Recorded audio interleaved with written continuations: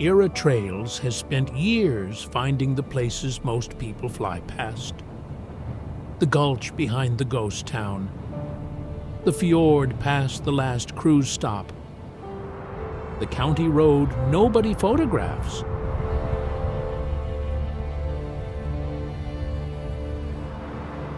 This time, we're going somewhere the checklist can't handle. Alaska, a state so large that if you overlaid it on the lower 48, it would stretch from the Atlantic to the Pacific.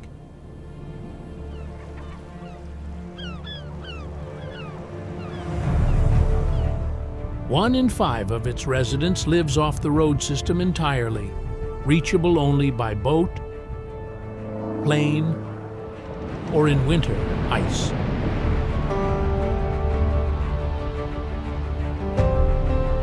We start where most Alaska trips begin, the Inside Passage, a corridor of islands and channels carved by ice and drowned by the sea.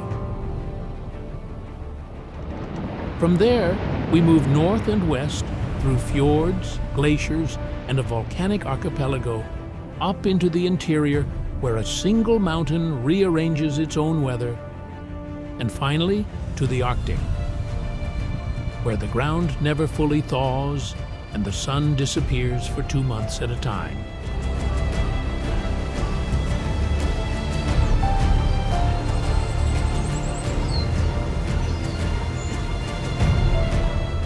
This is a state built on extremes, and every stop earns its place on that list. Let's go north.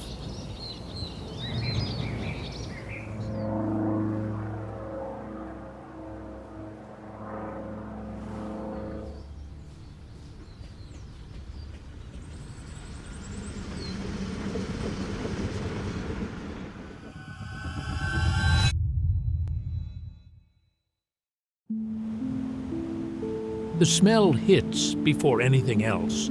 Brine, wet cedar, and the sharp tang of drying salmon, because Ketchikan still calls itself the salmon capital of the world, and the fish run straight through town.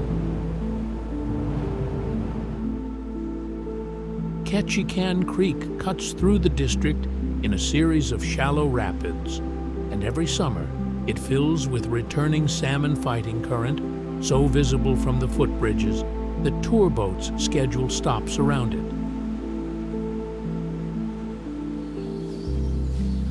The creek sits on bedrock, formed roughly 200 million years ago, part of a terrain, a chunk of crust that rafted in from elsewhere in the Pacific and welded onto the continent long before Alaska looked anything like it does now. The rock is mostly greenstone and slate, slick and dark, and the creek has cut a notch through it deep enough that salmon leap visibly at Falls Creek Falls, a natural barrier partway up. Salmon aren't alone here. Bald eagle, numbers in Ketchikan run so high that residents stop looking up when one passes overhead. An eagle can spot a fish from nearly a mile out and drop at speeds exceeding 100 miles per hour to take it off the surface. Where the eagles gather is no accident. They're reading the creek the same way commercial fishermen do, timing themselves to the runs. Ketchikan's human history predates the town by thousands of years. The Tlingit people fished this creek long before non-native settlers arrived, and Ketchikan still holds the largest collection of standing totem poles in the world, many relocated and restored at Totem Bight State Historical Park, just north of downtown.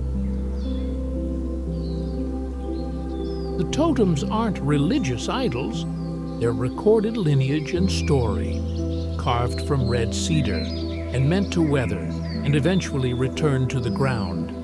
A few of the oldest poles on display are replicas made specifically because the originals were left to decay by design. Creek Street, a boardwalk built on pilings directly over the water, was Ketchikan's red light district through the early 1900s, and the brothels turned shops still stand on stilts above the tide line, connected by a single wooden walkway. Below them, at low tide, you can still see the pilings blackened by a century of use.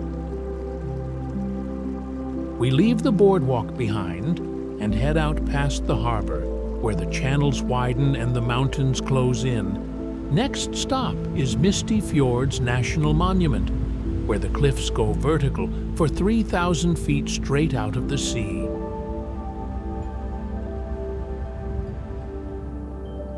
Rain here isn't weather, it's a constant. The monument catches over 150 inches of precipitation annually, and the sound of it on hemlock needles is layered and continuous rather than a pattern.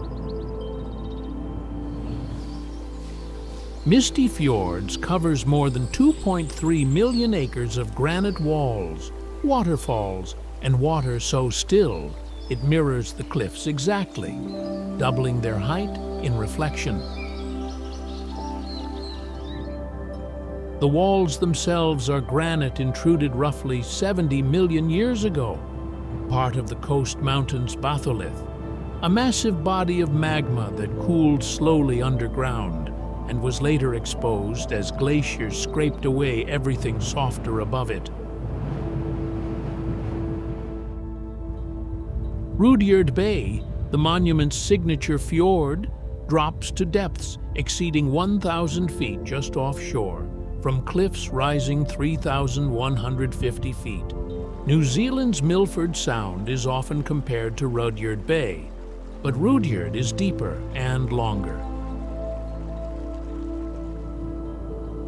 Punchbowl Cove, a smaller side fjord, is ringed by sheer granite on three sides, with a single waterfall dropping from the rim in a long, unbroken thread. Waterfalls here don't erode channels the way they would in softer rock. The granite resists, so falls stay narrow and high rather than spreading into braided drops. Mountain goats work these cliffs using split hooves with a soft, rubbery center pad that grips rock the way a climbing shoe does, and their shoulders carry disproportionate muscle mass built for pulling themselves up near vertical faces rather than running. Harbor seals haul out on icebergs and rock ledges at the fjord mouths, and black bears fish the salmon streams that empty into saltwater coves, sometimes visible from boats working the shoreline at a respectful distance. The Tlingit traveled and fished these waters for generations before non-native contact, moving by canoe through channels that are still the only practical way in. There are no roads into Misty Fjords, and the only way to see the interior fjords is by boat or float plane. That isolation is the point. The monument was designated in 1978 specifically to keep it roadless, and it remains one of the least visited large wilderness areas in the entire national park system relative to its size. We climb back aboard and turn south into denser forest. Ahead of us, the trees themselves take over the story. In the largest national forest in the country, the Tongass.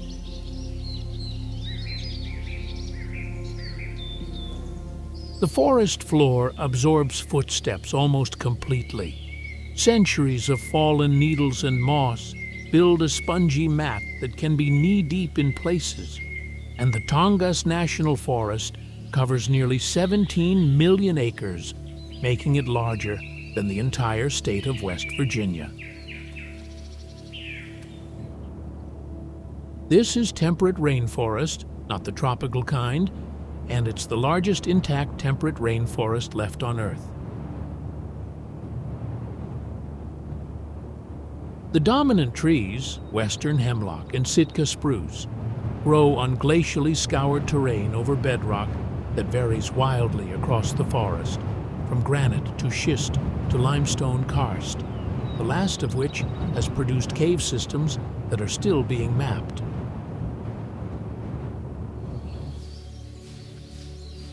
Some of the oldest trees here are over 800 years old. Having germinated centuries before European contact, their trunks wide enough that a person can't reach around them. Salmon runs feed the entire forest ecosystem from the ground up. Brown bears fish the streams each fall, and the carcasses they drag into the trees, sometimes eating only the brain and eggs, discarding the rest, fertilize the surrounding soil with marine nitrogen, measurably changing the chemistry of trees growing near salmon streams versus those that aren't. Sitka black-tailed deer move through the understory browsing on blueberry and skunk cabbage, and northern flying squirrels glide between old-growth canopy gaps, a keystone food source for the northern spotted owl's relatives further south, and, here, for owls and martins alike. The Tongass has been home to the Tlingit, Haida, and Tsimshian peoples for thousands of years, and totem carving, cedar bark weaving, and canoe-building traditions continue in communities throughout the forest today.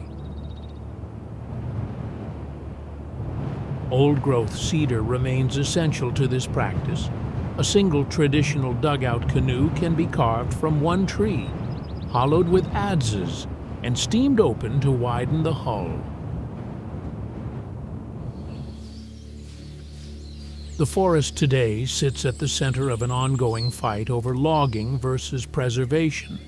Roughly a third of the Tongass has been logged historically, and old-growth stands are far slower to regenerate than second-growth timber, taking centuries rather than decades to recover full ecological function. We leave the canopy and head for open water, tracing the coast north toward a river mouth where a massive volume of glacial silt meets the sea, the Stikine River Delta. The water here runs the color of gray-green milk, thick with glacial flour, rock ground so fine by ice that it stays suspended rather than settling. And it's this silt that built the Stikine River Delta into North America's largest undammed river delta on the Pacific coast.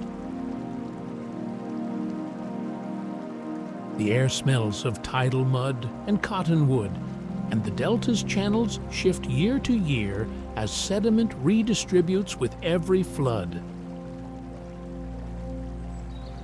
The Stikine River itself begins in northern British Columbia and cuts through the coast mountains via one of the few complete river breaches of that range, meaning the river is older than the mountains around it. It carved its channel as the peaks rose, staying ahead of the uplift over millions of years. The delta itself is young by comparison, built entirely from sediment deposited since the last glaciation ended roughly 10,000 years ago. This nutrient-rich mudflat draws one of the largest gatherings of bald eagles in North America each spring when Ulican, small, oil-rich fish, run up the river to spawn, drawing thousands of eagles to feed within a few concentrated weeks.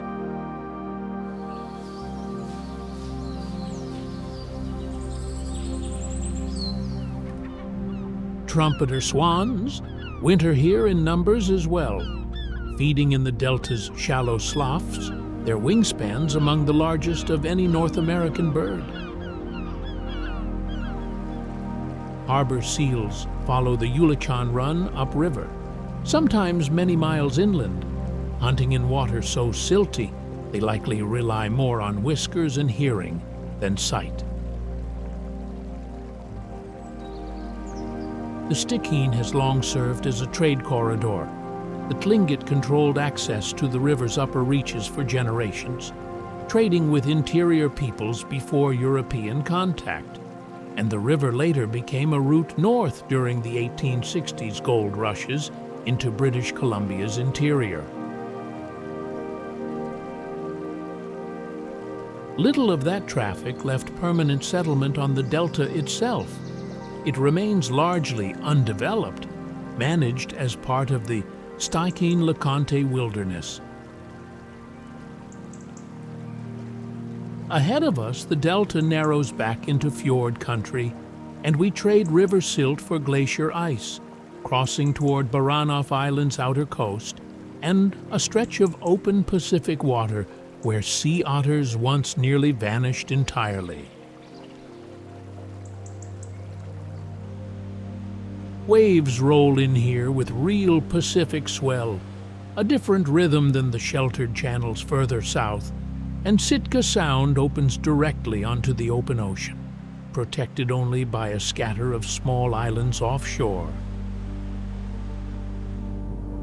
The volcanic cone of Mount Edgecumbe, dormant but only sleeping, sits directly across the water from town, its symmetrical shape drawing comparisons to Mount Fuji.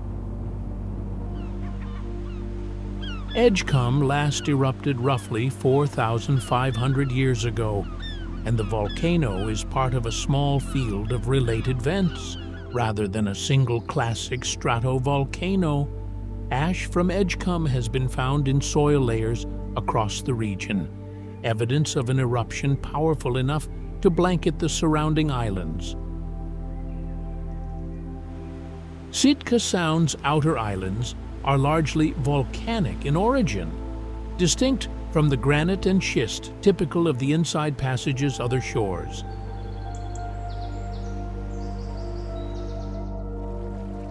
Sea otters are the Sound's signature comeback story.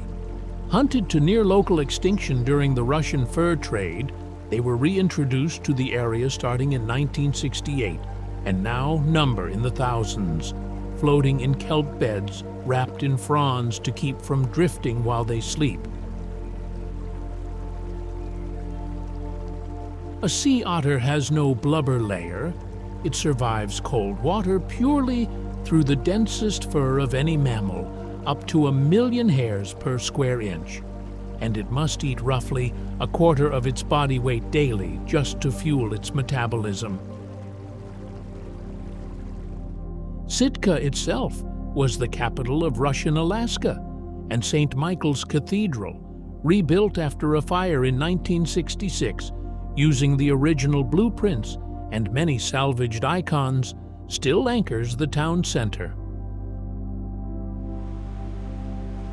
The transfer of Alaska from Russia to the United States was formally conducted here in 1867, and the ceremony's site, Castle Hill, still overlooks the harbor today.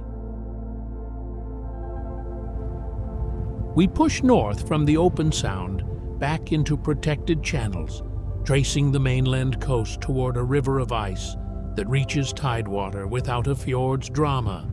Instead, it simply arrives.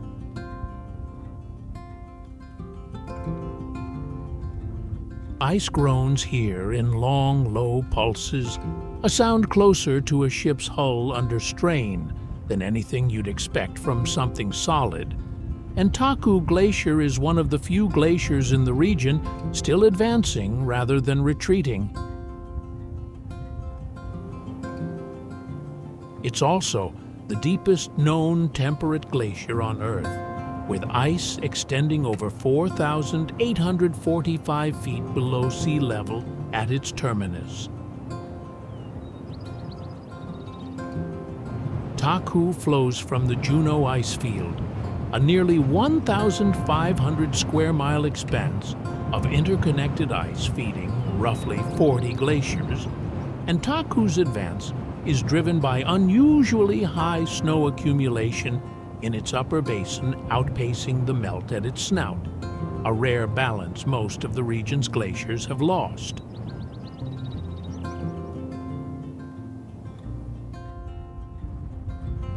The ice itself compresses over centuries into dense, blue-tinted layers. The blue a result of the ice absorbing red wavelengths of light and scattering blue back out. The glacier's outwash supports a run of salmon that in turn draws harbor seals hauling out on floating ice, using the bergs as predator-free resting platforms, safe from killer whales patrolling the fjord mouth beyond. Stellar sea lions haul out on rocky islets nearby in the hundreds, their roars carrying clearly across open water. A single bull can weigh over 2,400 pounds. Taku's remoteness kept it largely outside the reach of the mining era that transformed nearby Juneau, though the Taku River corridor was a long-standing Tlingit trade route into the interior, used to move goods between coastal and inland communities for centuries before contact. The ice here builds towards something narrower and steeper just to the south, where granite walls close in tight enough to blot out the sky at midday.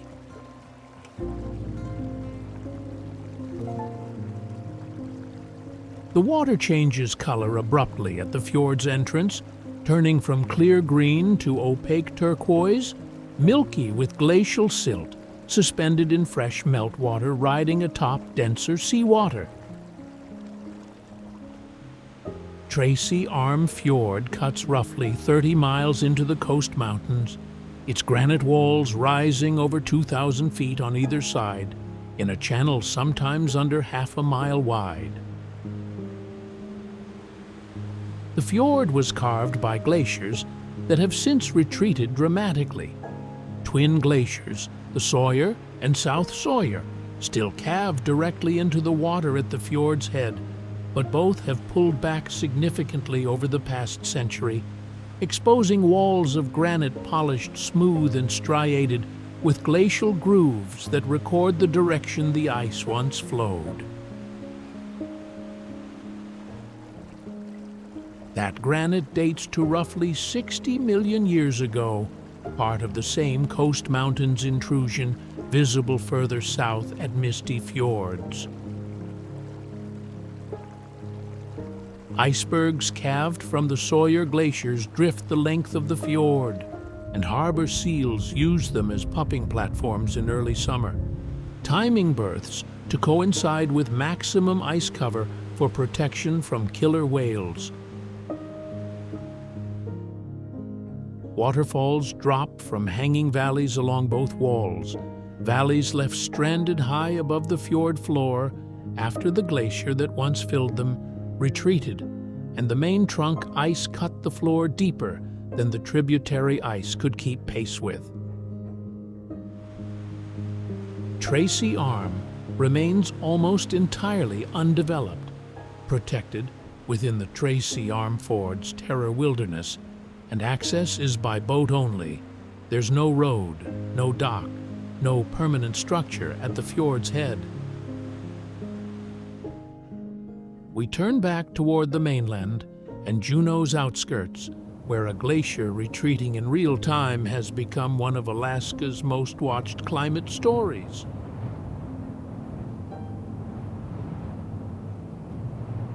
The ice face at Mendenhall Glacier cracks and booms without warning, a sound tourists on the visitor platform learn to flinch at before they learn to predict it.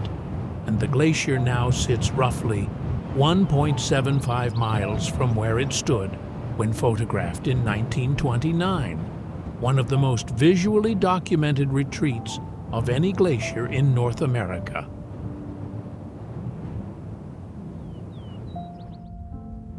Mendenhall flows from the Juneau Icefield down into Mendenhall Valley, and the glacier's retreat has exposed bedrock scraped smooth and grooved by ice that once buried the entire valley floor under thousands of feet of ice during the last glaciation, which ended in this region roughly 10,000 years ago.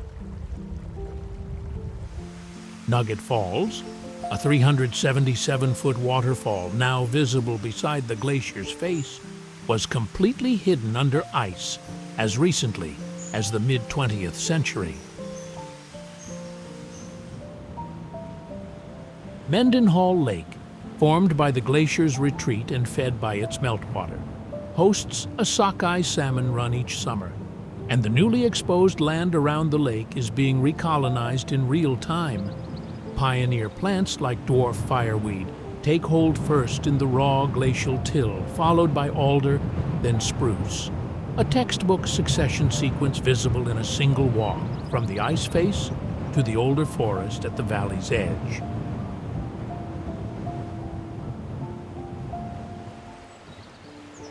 Black bears fish the spawning streams, and Arctic terns, which migrate pole to pole annually, the longest migration of any animal on Earth, nest on gravel bars near the lake.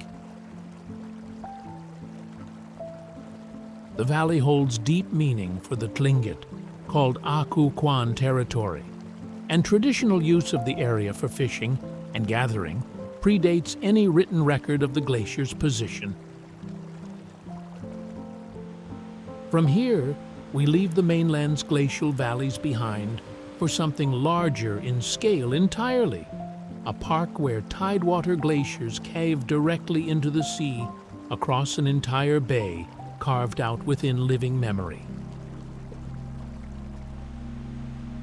When Captain George Vancouver chartered this coast in 1794, Glacier Bay didn't exist.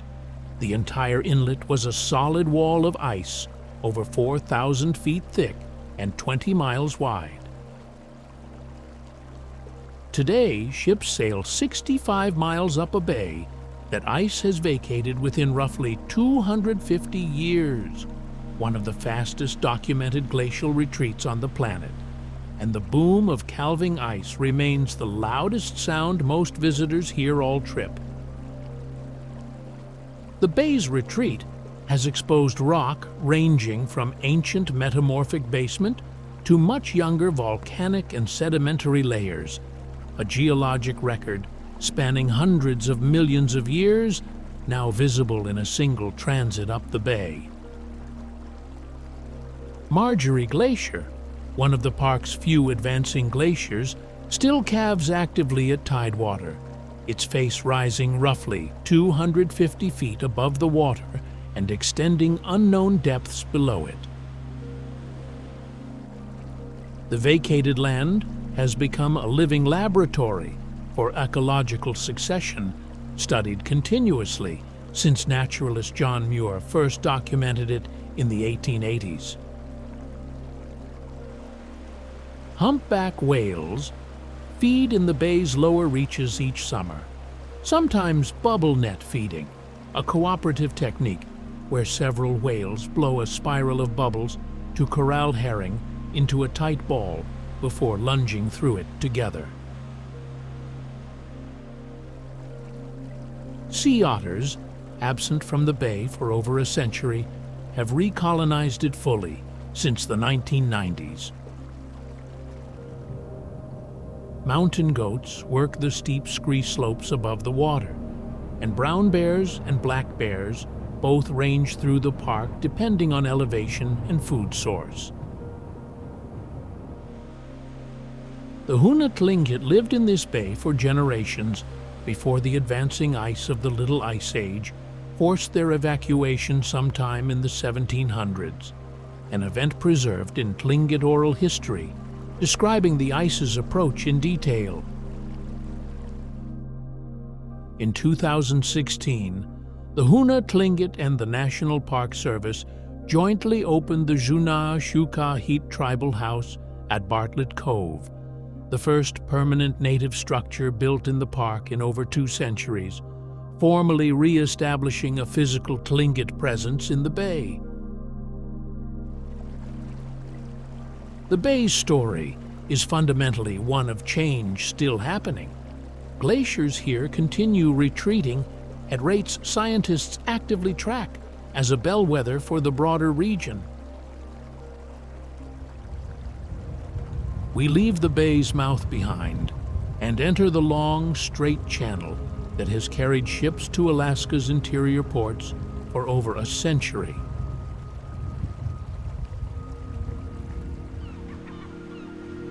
Wind funnels down this channel with a force locals call the Taku wind, strong enough to kick up whitecaps on a clear day, and Lynn Canal is the deepest and longest fjord in North America, running over 90 miles from Juneau to Skagway, with depths exceeding 2,000 feet in places. The canal occupies a fault-controlled trough, its straight-line path a result of ancient faulting rather than glacial carving alone, though ice later deepened and widened the valley during repeated glaciations.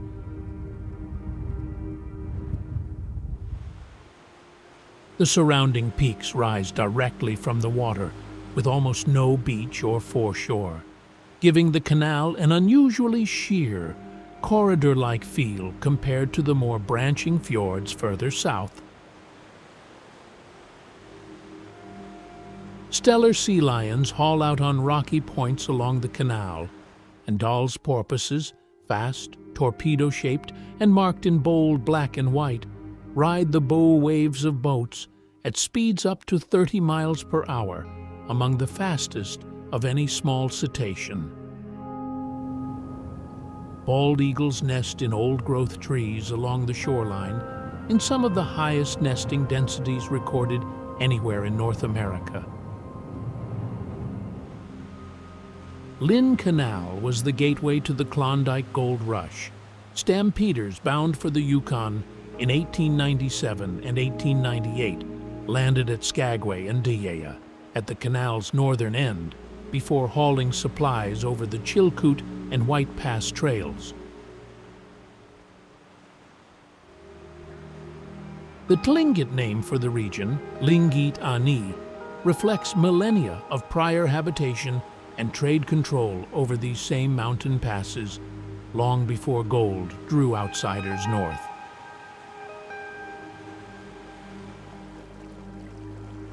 We leave the inside passage behind here, its islands, fjords, and glacier-carved channels giving way to open Gulf water, and a different kind of mountain country entirely, where one national park alone holds more ice than the rest of the continent combined. We're heading for Wrangell-St. Elias National Park and Preserve, the largest national park in the United States, 4 times the size of Yellowstone.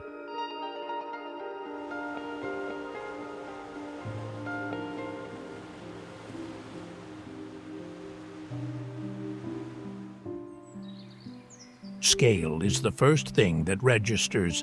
Wrangell-St. Elias National Park and Preserve covers over 13.2 million acres, and Mount St. Elias rises to 18,008 feet, the second highest peak in the United States, close enough to the coast that its base begins almost at sea level, giving it one of the greatest vertical rises of any mountain on Earth.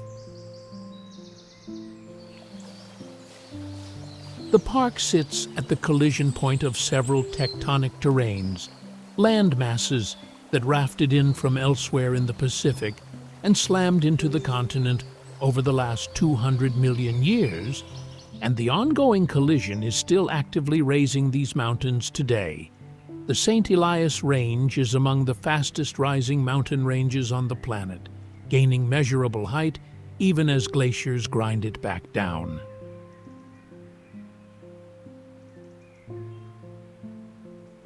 Volcanic activity persists here too. Mount Wrangell remains a steaming, active volcano within the park's boundaries. Dall sheep work the range's steep scree above tree line, their white coats nearly invisible against summer snowfields, and rams' curled horns can weigh more than all the bones in the rest of their body combined. Grizzly bears and wolves range across the lower valleys, and caribou herds move through the park's northern reaches on ancient migration routes, tracking snow-free forage. Copper drew people here long before it drew miners. The Atna people worked native copper deposits for tools and trade for generations, and the metal's presence later drew industrial-scale extraction. The Kennecott mines, active from 1911 to 1938, pulled some of the richest copper ore ever recorded from the mountains above McCarthy, shipped out via a rail line built specifically to reach it. The mines are gone, but their red buildings still stand, preserved rather than restored, weathering slowly in one of the least visited national parks per acre in the country. Beyond them, a narrow valley threads up toward the old mine itself, following a creek still running the color of rust from decades of tailings.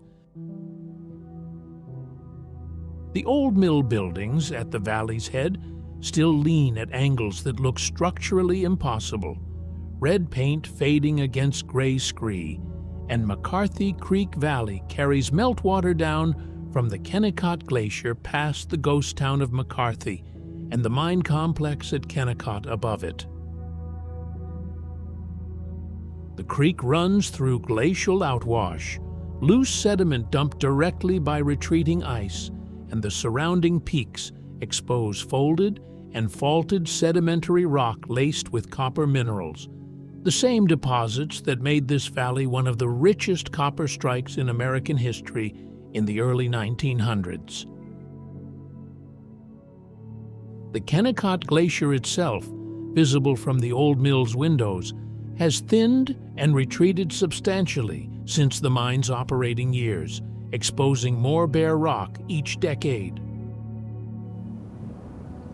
Golden eagles hunt the open slopes above the valley, and moose browse willow thickets along the creek bottom, their populations here shaped directly by the valley's mix of open mining-era clearings and regenerating forest. Arctic ground squirrels burrow into the well-drained outwash gravel, providing a steady prey base for the raptors overhead. McCarthy itself grew as the service town for the miners at Kennecott, 5 miles up the valley, connected historically by a rail spur, and today by a footbridge and shuttle. The mine closed abruptly in 1938 when copper prices collapsed, and workers reportedly left so quickly that some buildings still held personal effects decades later. The National Park Service now stabilizes the structures rather than restoring them fully, preserving the abandonment itself as historical evidence. We leave the mine buildings behind and head back toward the coast, tracing an old wagon road blasted through solid rock along a river gorge that swallowed hundreds of lives during its construction.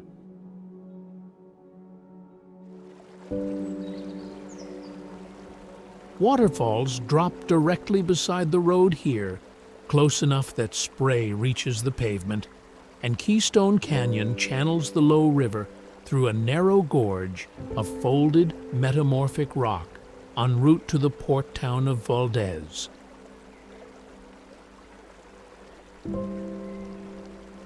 The canyon's walls are composed of slate and graywack folded and uplifted as part of the same tectonic collision responsible for the St. Elias Range further inland, and the rock's tight folding is visible in exposed road cuts, layers bent almost back on themselves by pressures exerted over tens of millions of years. Bridal Veil Falls and Horsetail Falls drop from hanging side valleys directly into the canyon, both running heaviest during summer snowmelt.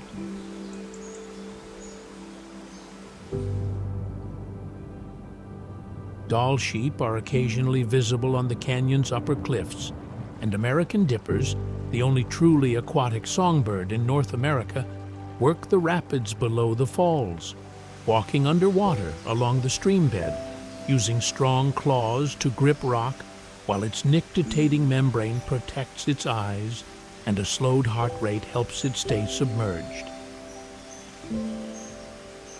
The canyon carries brutal history. It was the route of the failed Valdez Glacier Trail, and later the Richardson Trail, an overland route to the interior gold fields, and construction crews blasting the modern road through the gorge in the early 1900s worked in avalanche-prone terrain that claimed numerous lives, some still marked by roadside memorials.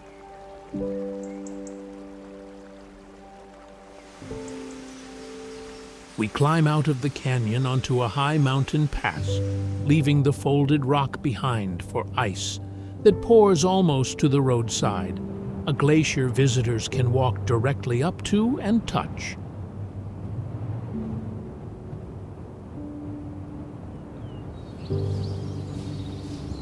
Meltwater runs in braided channels right at the parking area, cold enough to numb fingers within seconds, and Worthington Glacier sits just off the Richardson Highway near Thompson Pass, one of the most accessible glaciers in the entire state.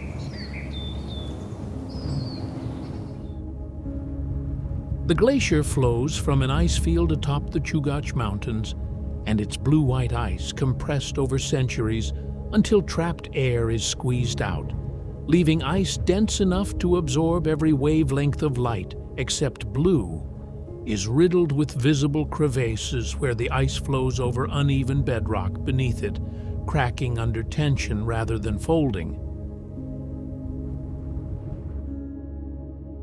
Thompson Pass nearby holds Alaska's record for recorded snowfall in a single season, over 974 inches in the winter of 1952 to 1953. Hoary marmots whistle sharp alarm calls from the surrounding talus slopes, and rock ptarmigan molt through 3 distinct plumages across the year, shifting from mottled brown in summer to pure white in winter, matching the snowpack that buries this pass for much of the year. The Richardson Highway itself follows a route first used as a pack trail during the Gold Rush era, later upgraded into Alaska's first major road. And Worthington's retreat has been tracked with photo comparisons stretching back to the early 1900s, showing a marked pullback over the past century.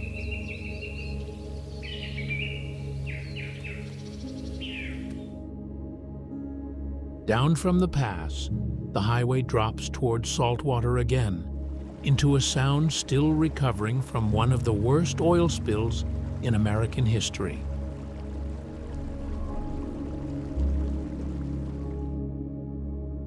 The shoreline here still holds patches of oil beneath certain gravel beaches, decades after the Exxon Valdez ran aground in 1989, spilling roughly 11 million gallons into Prince William Sound, a spill whose long tail is still measurably present in some intertidal sediments. The Sound itself is a drowned glacial landscape, its many islands and fjords carved by ice during the last glaciation and then flooded as sea levels rose after the ice retreated roughly 10,000 years ago.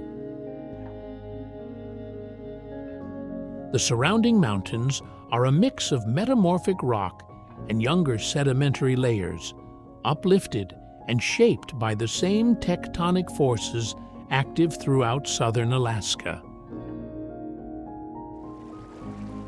Sea otters were among the hardest hit species in the 1989 spill, and while populations have recovered in most of the Sound, some areas still show depressed numbers relative to pre-spill baselines.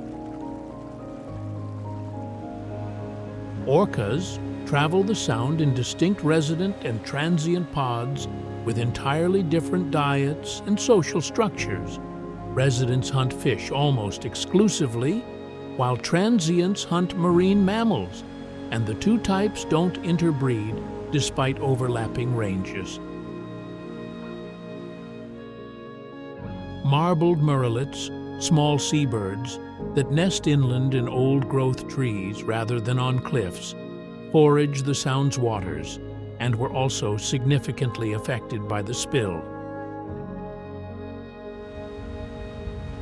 Cordova and Valdez, the Sound's two main towns, both depend heavily on commercial fishing, and the spill's damage to herring stocks in particular reshaped the regional fishing economy for a generation. Herring populations here have still not fully recovered by some measures, more than 3 decades on. We leave the Sound's oiled history behind and turn toward one of its glaciers directly, a tidewater giant whose retreat has become a textbook case in glaciology, Columbia Glacier.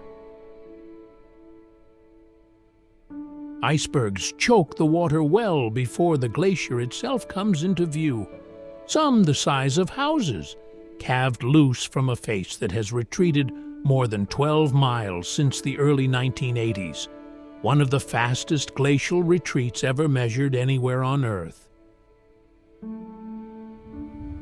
Columbia Glacier flows from an ice field in the Chugach Mountains, and its retreat is driven by a mechanism distinct from simple melting. Much of the glacier's bed lies below sea level, and once the calving face retreated past a shallow underwater ridge that had been pinning it in place, deeper water beneath the ice accelerated calving dramatically, a feedback loop glaciologists now use as a model for understanding other unstable tidewater glaciers. Harbor seals use the glacier's iceberg field as pupping habitat, though their numbers here have declined as the ice available for hauling out has changed in distribution with the glacier's retreat. Kittiwakes and other seabirds nest on cliffs near the glacier's face, feeding on fish stirred toward the surface by the constant churn of calving ice and meltwater.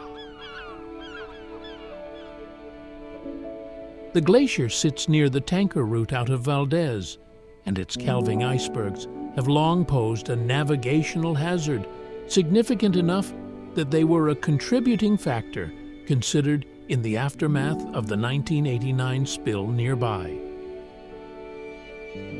From Columbia's ice, we turn south toward a harbor town built at the edge of the open ocean, where fjords give way abruptly to the Gulf of Alaska itself.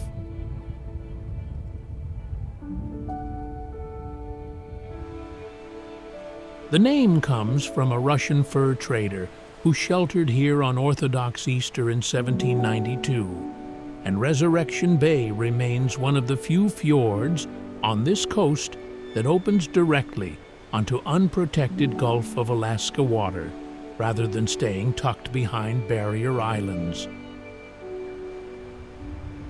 The bay was carved by glaciers and now retreated well back into the mountains inland, leaving a deep, steep-sided fjord in metamorphic bedrock over 1,000 feet deep in places. Fox Island and several smaller islands within the bay break up the swell somewhat, though the bay's outer reaches still feel the full push of open Pacific water.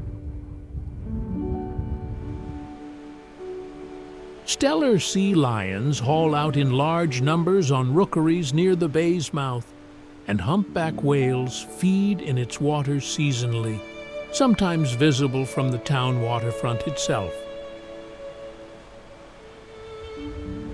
Horned puffins and tufted puffins both nest on cliffs within the bay, distinguishable by the tufted variety's namesake golden head plumes, grown fresh each breeding season and molted after.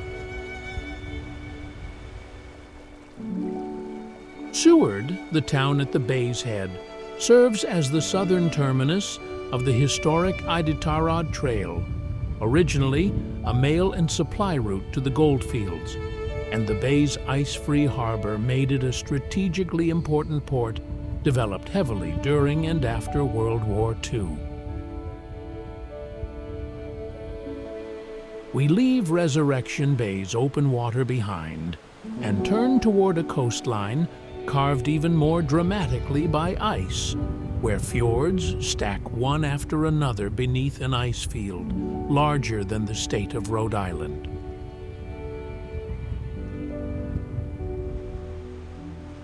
Boats here cut their engines periodically just to listen.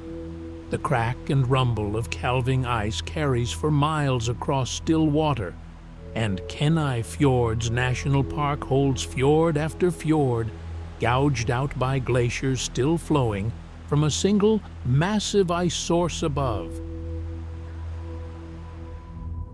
Nearly 40 glaciers drain from that source into the park's steep, narrow inlets. The fjords themselves cut through metamorphic rock, uplifted along the same tectonic boundary responsible for the entire Gulf of Alaska coastline, and repeated glaciation has scoured the valleys into classic U-shaped cross-sections, distinct from the V-shaped valleys rivers alone would carve. Ayalik Bay and Holgate Arm, two of the park's most visited fjords, each end in active tidewater glacier faces that calve regularly enough to draw daily tourboat traffic in summer.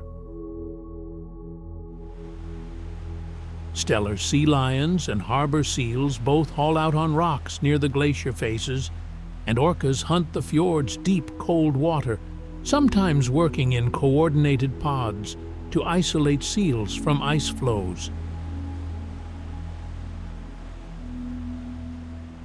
Horned puffins nest on the park's outer coastal cliffs in dense colonies, diving to depths of over 100 feet in pursuit of small fish, using their wings underwater almost like flippers. The Sugpiaq people fished and hunted this coast for thousands of years before Russian and later American contact, and the park's fjords remain accessible almost entirely by boat. There's no road system reaching most of the coastline, a deliberate preservation of the same isolation that has always defined it.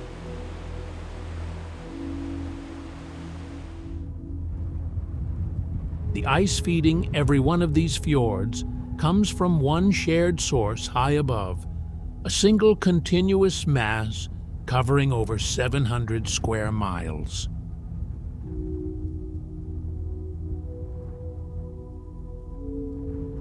Snow falls here even in midsummer, and the Harding ice field buries an entire mountain range so completely that only the highest peaks, called nunataks, poke through the ice as isolated rock islands. The ice field formed during the last glaciation and, unusually, never fully melted the way most surrounding ice did roughly 10,000 years ago. It persists today as a remnant of that Ice Age ice sheet, feeding nearly 40 outlet glaciers, including Exit Glacier, the ice field's most accessible arm, reachable by a maintained trail near Seward. Exit Glacier's retreat is marked along the trail by signposts noting where its face stood in past decades, a visible timeline of loss stretching back over a century. Mountain goats cross the ice field's exposed nunataks in summer, and black bears are occasionally seen at the ice field's lower margins, where forage becomes available at the ice edge. Almost nothing lives on the ice itself. The environment here is closer to polar tundra than to the temperate rainforest just a few thousand feet below. The ice field remains one of the largest ice masses in the United States, outside of the Arctic and glacier-heavy Wrangell-St. Elias region, and its outlet glaciers are monitored closely as an indicator of regional climate trends, most showing measurable thinning and retreat over recent decades. We drop off the ice and head north toward Anchorage's backyard wilderness, a mountain range close enough to a major city that black bears and moose regularly wander into its suburbs.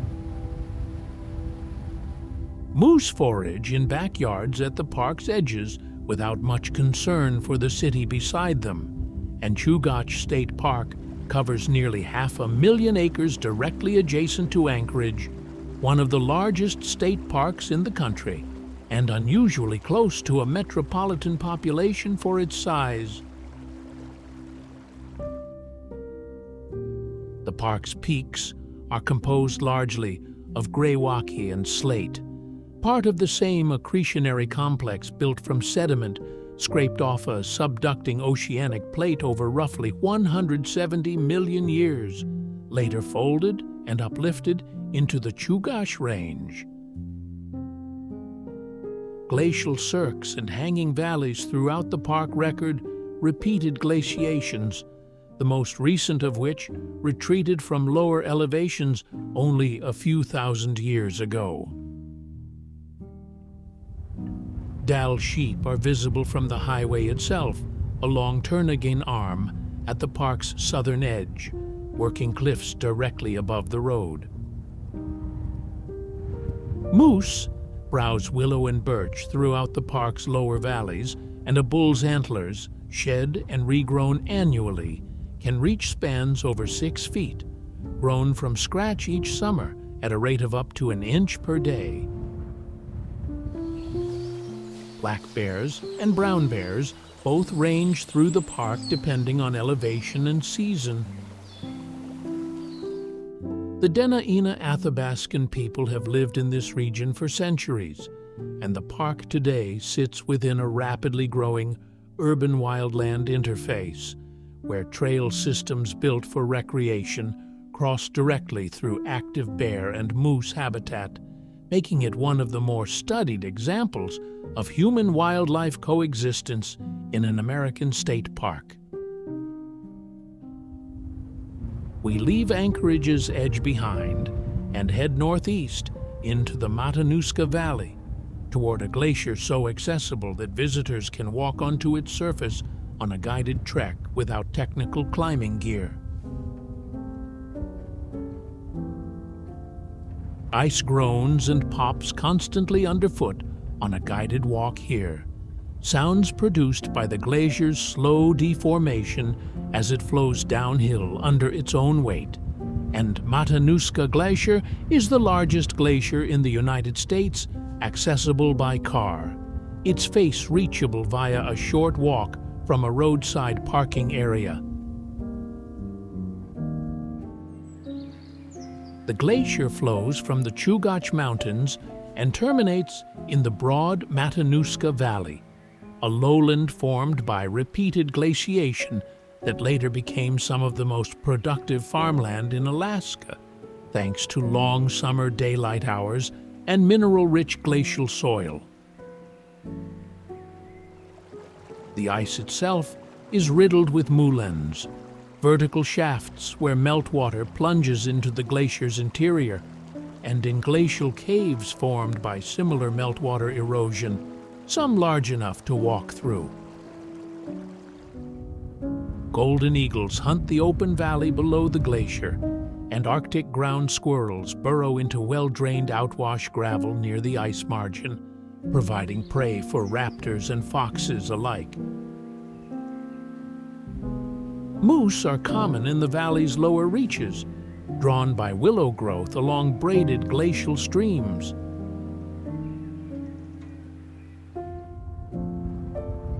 The valley was the site of a major 1930s New Deal-era agricultural resettlement project, relocating farming families from the Depression-hit Midwest to homestead the valley's glacial soil.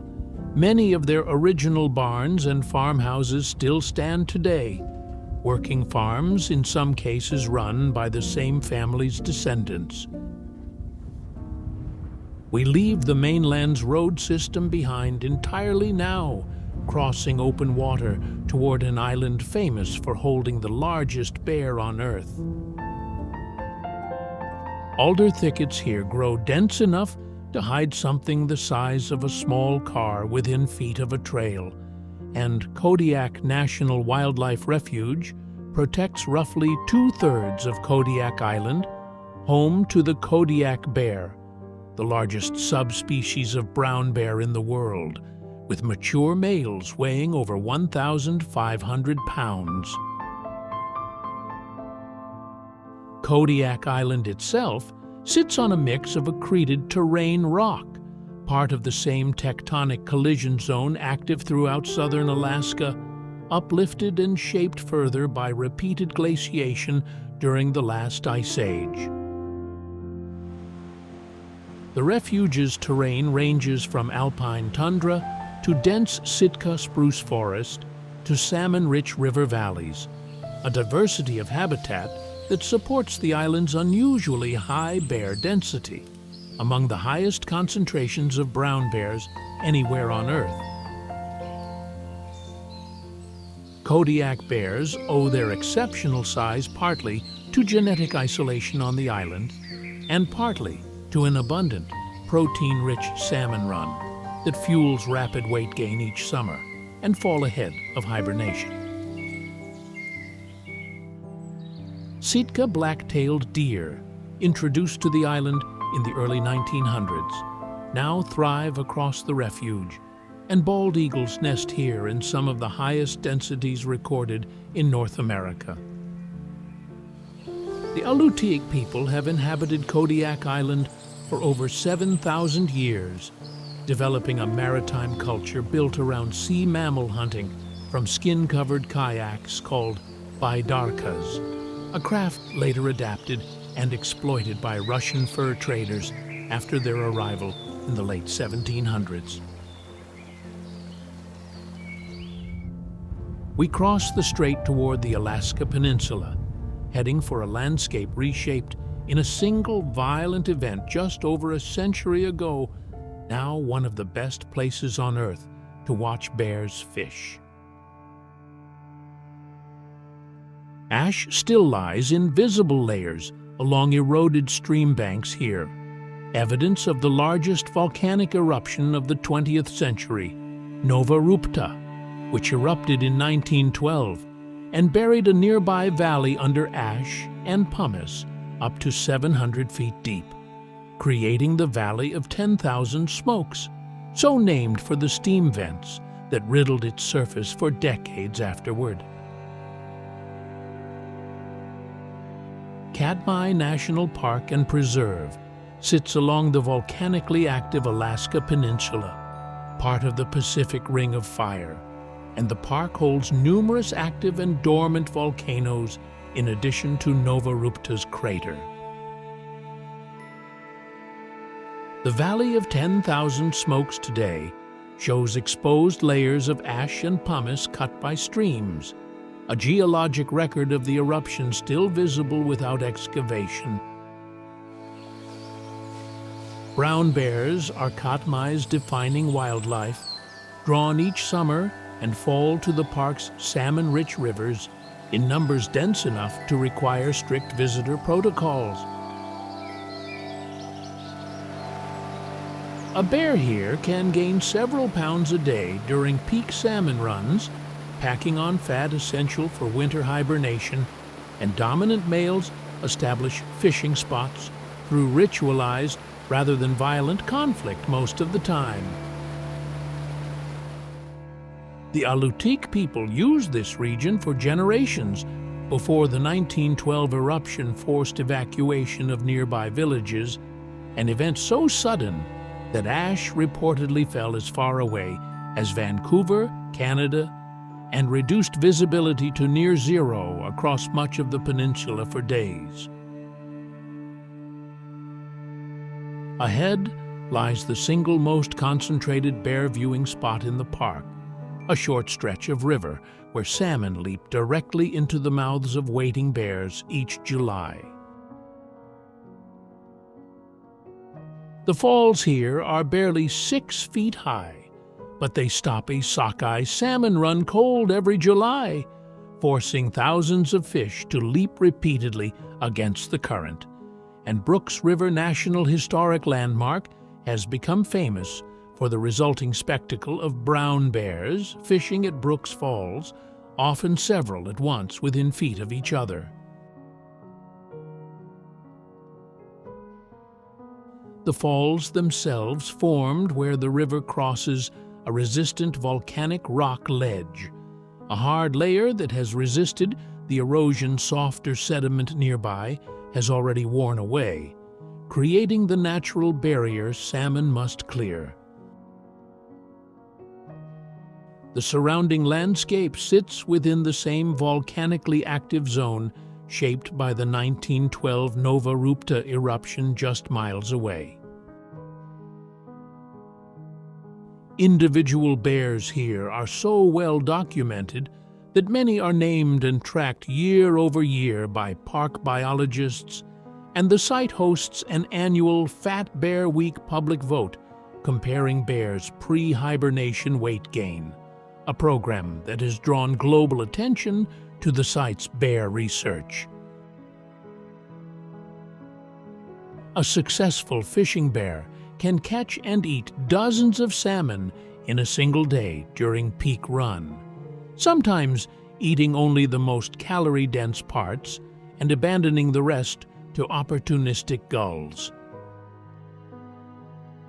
The site takes its landmark status partly from a well-preserved 9,000-year-old human occupation record found in the surrounding dunes, evidence of repeated seasonal use of this exact salmon run by people for millennia before it became a wildlife viewing destination.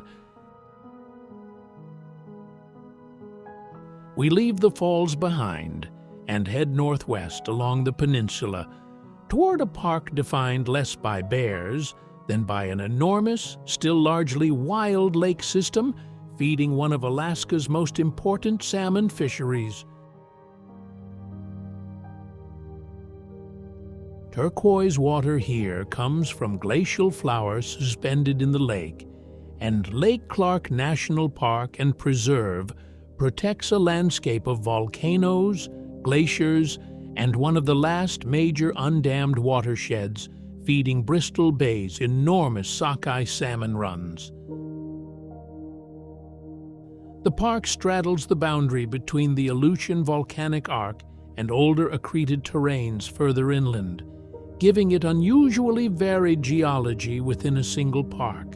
Active volcanoes like Mount Redoubt and Mount Iliamna sit alongside ancient metamorphic rock, uplifted long before either volcano existed. Redoubt has erupted multiple times in recorded history, most recently in 2009, sending ash plumes that disrupted air travel across the region. Brown bears and black bears both range through the park, and its salmon runs feed not just bears, but the broader Bristol Bay fishery downstream, one of the largest wild sockeye salmon fisheries remaining on Earth. Caribou migrate through the park's tundra in some years, and Dale sheep work the alpine terrain near the park's volcanic peaks. The Denali Athabascan people have lived around Lake Clark for centuries, and the small community of Non-Dalton on the lake's shore continues subsistence fishing and hunting practices passed down through generations. Closely tied to the health of the salmon runs the park's rivers still support. The lake here feeds into a much larger body of water downstream, one central to the entire region's salmon economy and native subsistence life.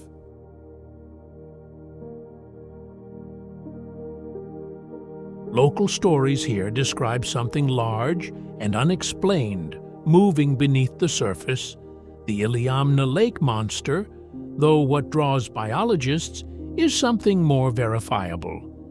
Iliamna Lake is the largest lake in Alaska and home to one of the only known freshwater populations of harbor seals in North America. The lake fills a basin carved and deepened by repeated glaciation, its waters draining eventually into Bristol Bay via the Kodiak River, one of the most productive sockeye salmon spawning systems on the planet. The lake's depth and cold temperature support a population of harbor seals that appear to have become landlocked generations ago, adapting to freshwater life far from any ocean access. The Kodiak's sockeye run is critical to Bristol Bay's fishery, and the health of salmon spawning in tributary streams around Iliamna directly shapes commercial catch numbers hundreds of miles downstream each season. Brown bears concentrate along spawning streams, feeding into the lake during peak salmon season. Communities around Iliamna Lake, largely Denali and Yupik, depend on subsistence fishing tied directly to the lake's salmon runs, a practice that has also made the region a focal point in ongoing debates over proposed large-scale mining development in the watershed, given the fishery's scale and importance. From the lake, we head far to the southwest, out along a chain of volcanic islands stretching nearly to Russia, where the weather itself becomes the defining feature of the landscape.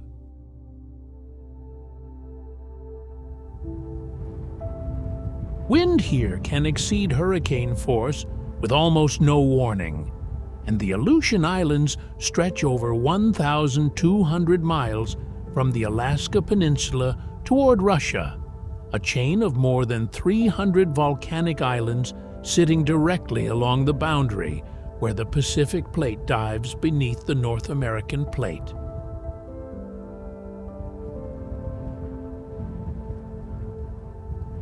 That subduction drives near-constant volcanic activity. The Aleutians hold dozens of active volcanoes, part of the Ring of Fire, and the islands themselves are the exposed peaks of a submarine mountain range built almost entirely from volcanic material over the past several million years.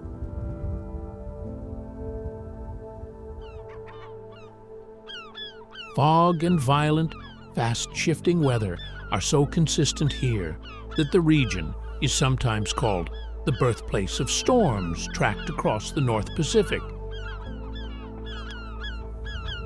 Northern fur seals breed in massive rookeries on the Pribilof Islands just north of the main chain, gathering in numbers exceeding 500,000 animals at peak season. Bald eagles are common throughout the islands, and treeless tundra vegetation dominates most of the landscape, shaped by relentless wind and a near-total absence of shelter for taller plant growth. The Unangax people have inhabited these islands for thousands of years, developing exceptional skill in kayak-based open ocean hunting suited to the region's brutal seas. During World War II, Japanese forces occupied Attu and Kiska Islands. The only invasion and occupation of American soil during the war, and the resulting Battle of Attu in 1943, remains one of the deadliest island battles fought by American forces in the Pacific Theater. We leave the volcanic chain behind and turn inland, north across the Alaska Range, toward a single mountain so massive it generates its own weather system, drawing climbers from every continent. Climbers describe a sound like a jet engine building before a storm hits Denali's upper slopes, a mountain so tall it creates its own localized weather, trapping storms against its flanks for days at a time. Denali National Park and Preserve surrounds the peak, which at 20,310 feet is the tallest mountain in North America and, measured base to peak rather than sea level, one of the tallest mountains on Earth.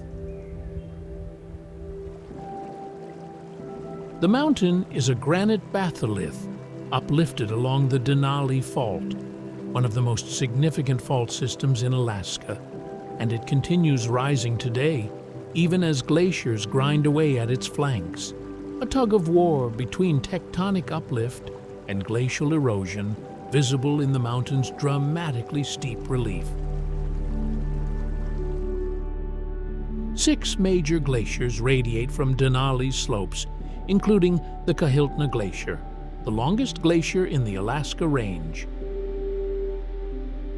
Grizzly bears and wolves both range across the park's vast tundra and taiga, and caribou herds migrate across the open country in patterns tracked by biologists for decades.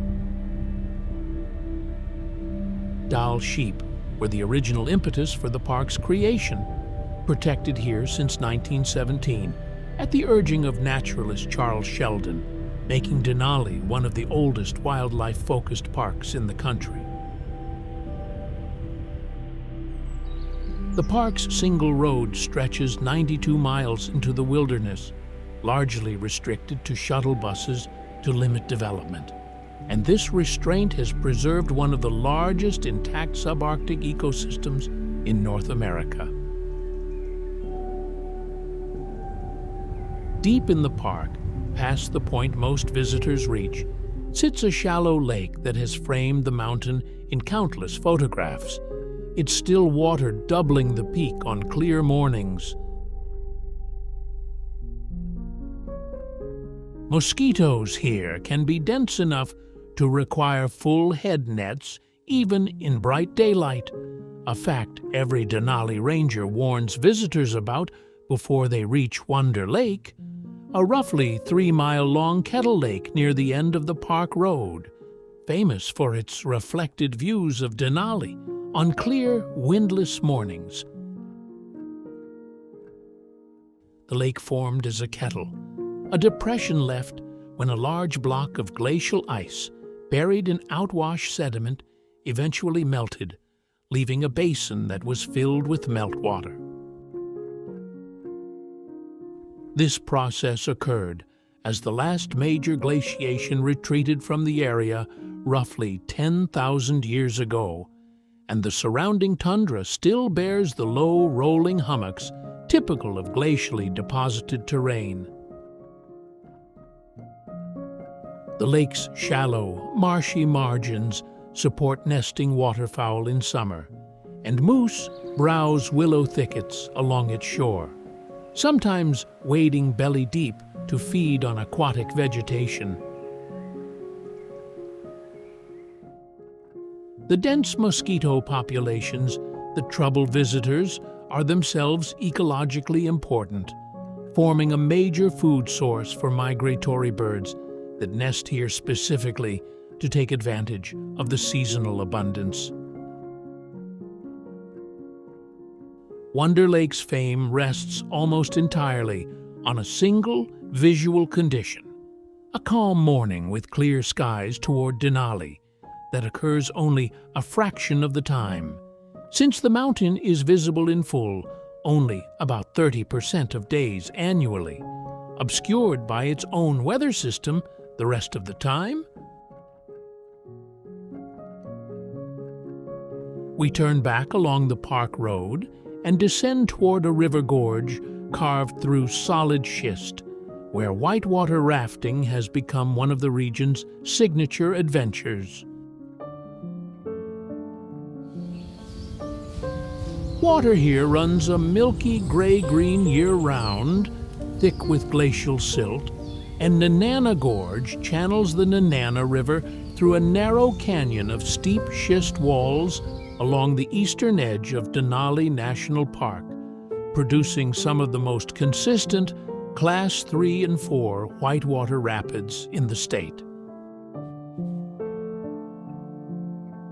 The gorge is cut into metamorphic bedrock, schist formed under intense heat and pressure roughly 100 million years ago as part of the same tectonic assembly that built the Alaska Range, and the river's relentless glacial melt flow has carved a tight, steep-walled canyon distinct from the broader glacial valleys found elsewhere in the park.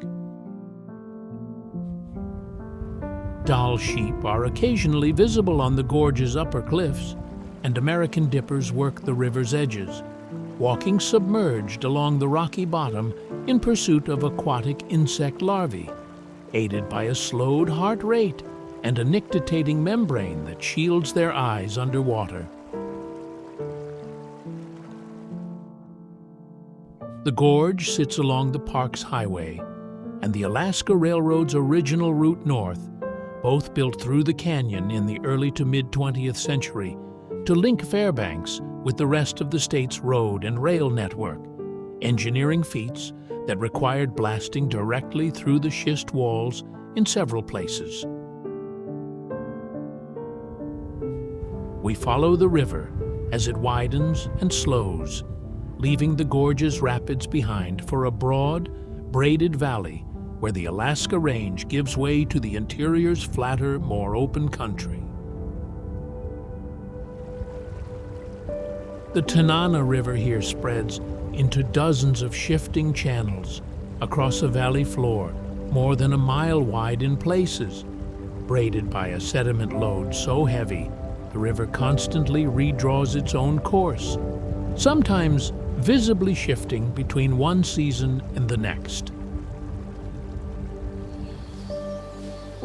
The Nenana River Valley sits in a broad structural basin between the Alaska Range to the south and the Yukon-Tanana uplands to the north, filled with river sediment and wind-blown liues, fine silt picked up from glacial outwash plains and deposited across the valley by wind, sometimes tens of feet deep.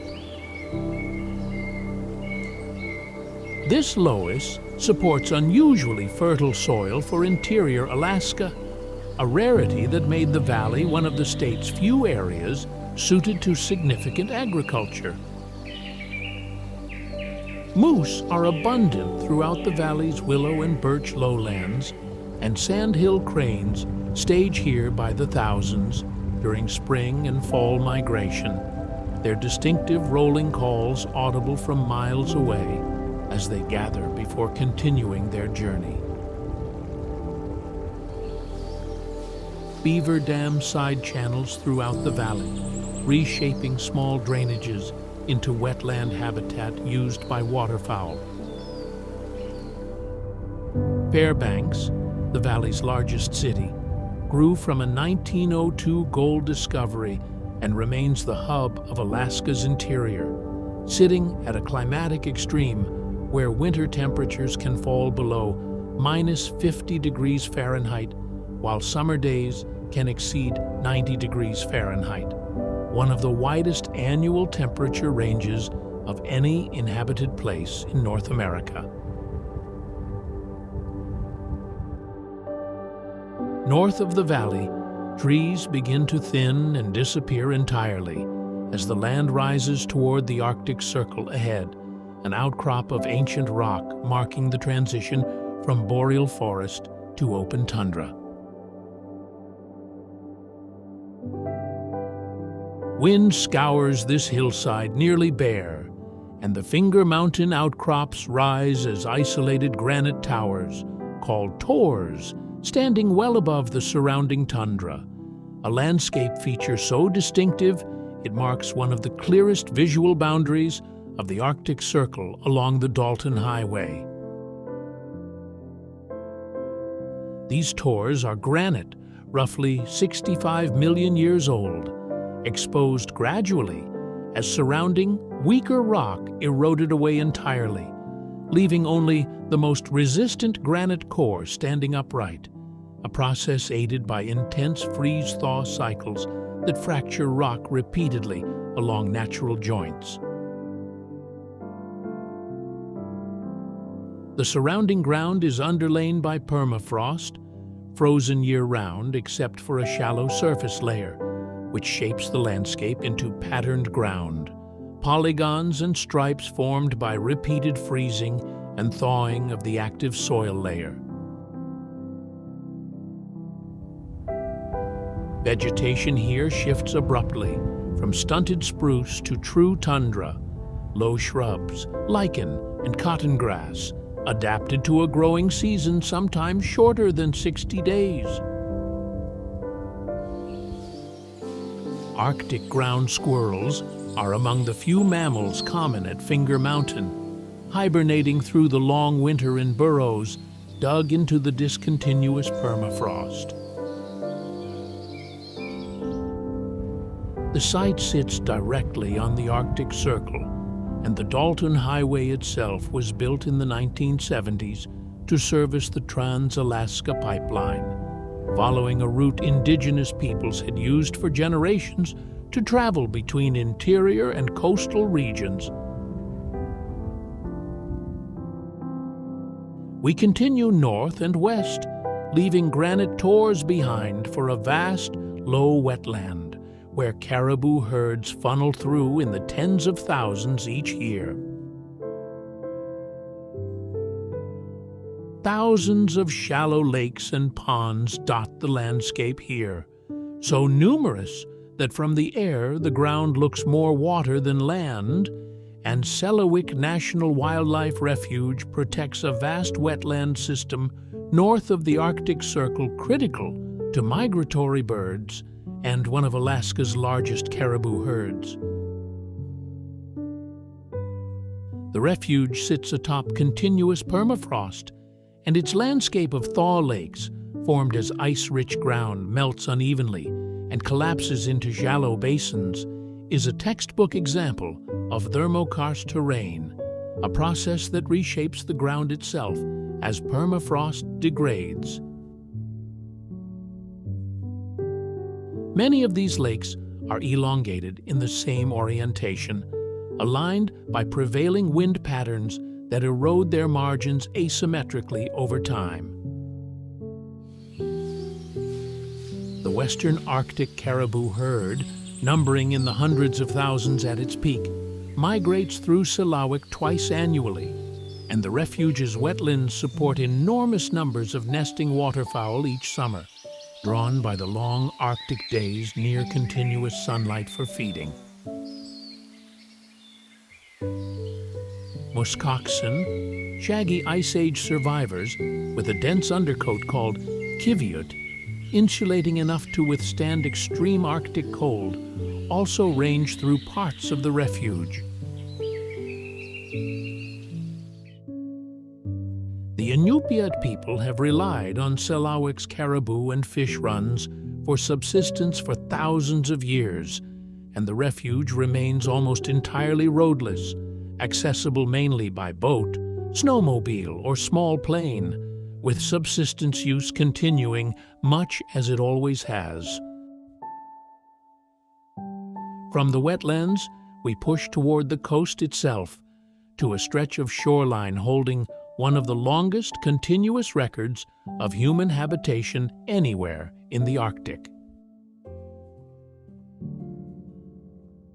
Beach ridges here run in parallel lines stretching inland for miles, each one a former shoreline left behind as the land slowly rebounded and the sea retreated. And Cape Krusenstern National Monument holds one of the longest unbroken archaeological records of human occupation in the Arctic, over 114 distinct beach ridges, each one representing a different era of settlement, stretching back roughly 9,000 years. The ridges themselves formed through long shore drift, wave action depositing gravel in parallel bands parallel to the coast, with each successive ridge built slightly further out as relative sea level dropped over millennia, a process still ongoing today, meaning new ridges continue forming even now. This makes the site unusually valuable archaeologically, since each ridge can be dated independently, preserving a stratified timeline of human habitation laid out horizontally across the landscape rather than buried in vertical layers. Ringed seals and bearded seals are hunted seasonally along this coast, central to subsistence practices that have continued largely unbroken since the earliest ridges were occupied. Snowy owls nest on the open tundra here, and beluga whales pass offshore during seasonal migrations, sometimes visible from shore in calm conditions. The Inupiat have occupied this specific stretch of coastline continuously, making Cape Krusenstern one of the few places on Earth where archaeologists can trace a single cultural tradition's adaptation to changing coastline and climate across nearly 10 millennia without a documented break in occupation. We follow the coast further north still, past the point where roads end entirely, toward the northernmost community in the United States, where the sun disappears below the horizon for over 2 months each winter.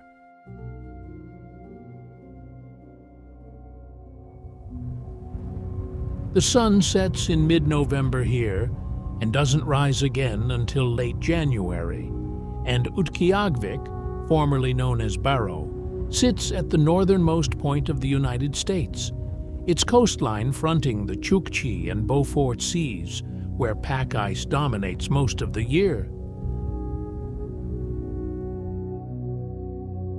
The region sits on a flat coastal plain underlain by continuous permafrost extending hundreds of feet deep, and the shoreline itself is actively eroding in many stretches as warming temperatures thaw permafrost bluffs and reduce the protective sea ice that once buffered the coast from storm waves for more months of the year.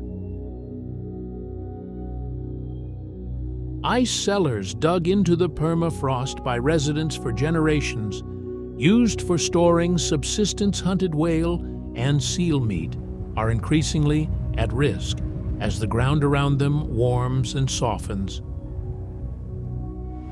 Bowhead whales migrate past this coast each spring and fall, and their hunt remains central to Inupiat subsistence culture, governed today by a quota system managed jointly with international whaling regulators.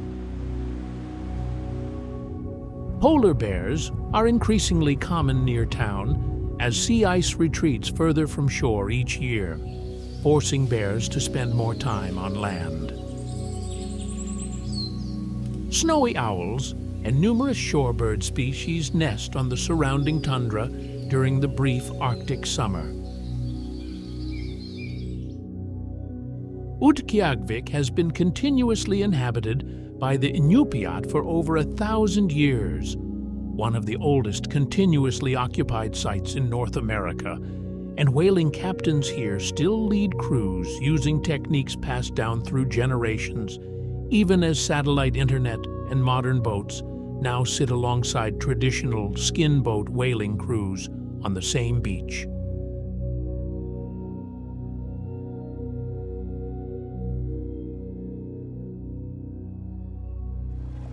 We've come a very long way from Ketchikan Creek's rainforest and salmon runs, through fjords, ice fields, an active volcanic chain, the tallest peak on the continent, and finally out onto Arctic tundra where the sun itself keeps a different schedule.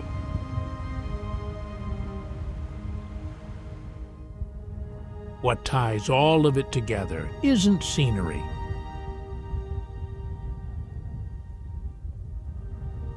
It's a single, continuous relationship between ice, rock, and the people who have read this land closely enough to survive its extremes.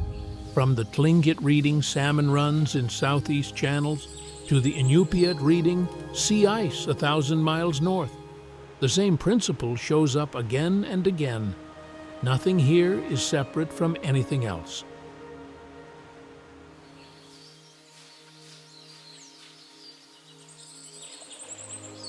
The glacier feeds the fish. The fish feeds the bear and the eagle and the person. The rock tells you what the ice did, and the ice tells you what's coming next. That's the thread Era Trails keeps pulling on, one place at a time, the actual mechanics of how a landscape and the people in it hold together. If this is the kind of trip you want to keep taking, subscribe. You'll be joining an ongoing record of places most travel content skips past, built one honest, well-researched stop at a time. Next time, we're trading glaciers for glacial till of a very different kind. Flat, fertile, and quietly strange.